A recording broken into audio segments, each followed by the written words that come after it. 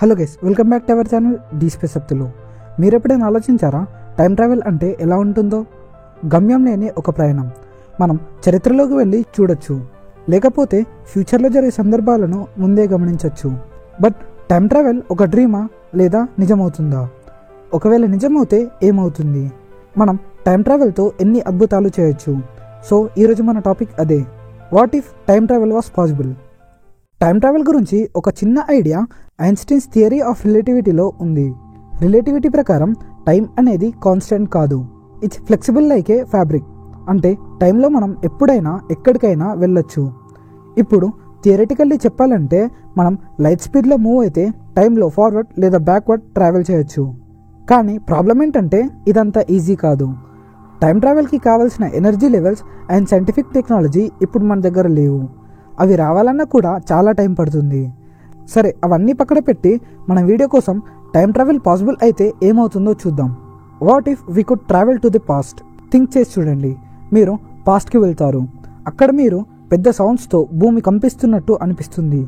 తల ఎత్తి చూస్తే దూరంలో ఒక పెద్ద జీవి వాటర్ తాగుతూ ఉంది. ఎస్, అది మీరు అనుకునేదే, డైనోసార్స్. పాస్ట్కి వెళ్ళి ఎన్నో ప్రమాదకరమైన డైనోసార్ని చూడొచ్చు. లేకపోతే ఒక హిస్టారికల్ మూమెంట్ అంటే ఇండిపెండెన్స్ కోసం ఫైట్ లాంటి ఈవెంట్స్లో పార్టిసిపేట్ చేయొచ్చు. ఇలా చెప్పుకుంటూ పోతే చాలానే ఉన్నాయి. కానీ ఇక్కడే ఒక పెద్ద ప్రాబ్లం ఉంది, అదే grand father paradox. Grand father paradox అనేది టైం ట్రావెల్లో బిగ్గెస్ట్ ప్రాబ్లం.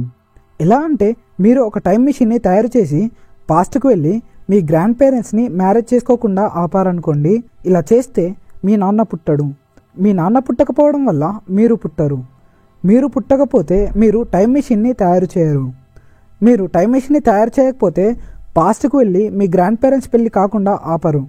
అలా ఆపకపోతే మళ్ళీ మీ నాన్న పుడతారు. ఇలా ఇది ఒక లూప్లా కంటిన్యూ అవుతుంది. దీనికి ఎండింగ్ అనేది ఉండదు. దీన్నే గ్రాండ్ ఫాదర్ పారాడాక్స్ అని అంటారు. ఇదే కాకుండా ఇంకొక ప్రాబ్లం కూడా ఉంది, అదే బటర్ఫ్లై ఎఫెక్ట్. అంటే మనం హిస్టరీలో ఒక చిన్న విషయాన్ని చేంజ్ చేస్తే అది ఒక పెద్ద ఇంపాక్ట్ క్రియేట్ చేస్తుంది. అది మన ప్రజెంట్ని కంప్లీట్లీ చేంజ్ చేస్తుంది.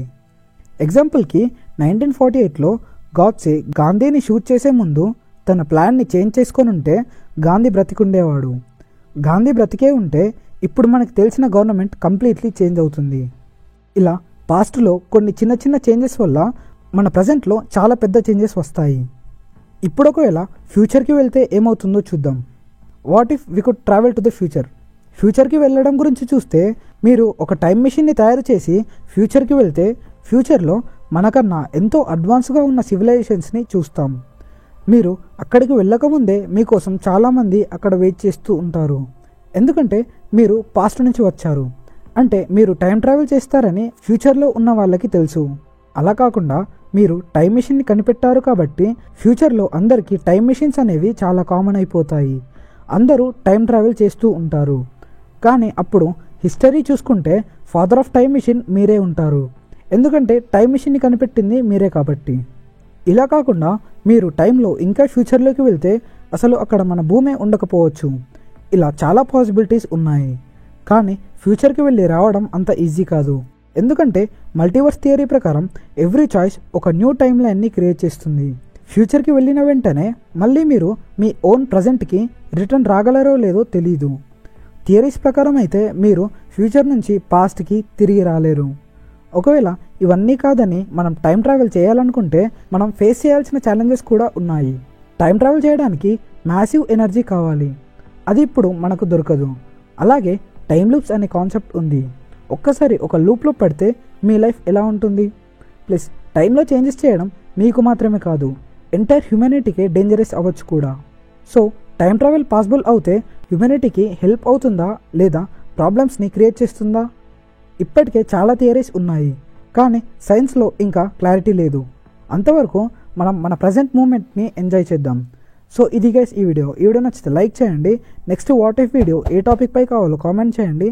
ఇలాంటి స్పేస్ వీడియోస్ కోసం మన ఛానల్ని సబ్స్క్రైబ్ చేసుకోండి. మళ్ళీ ఫ్యూచర్లో కలుద్దాం. Thanks for watching.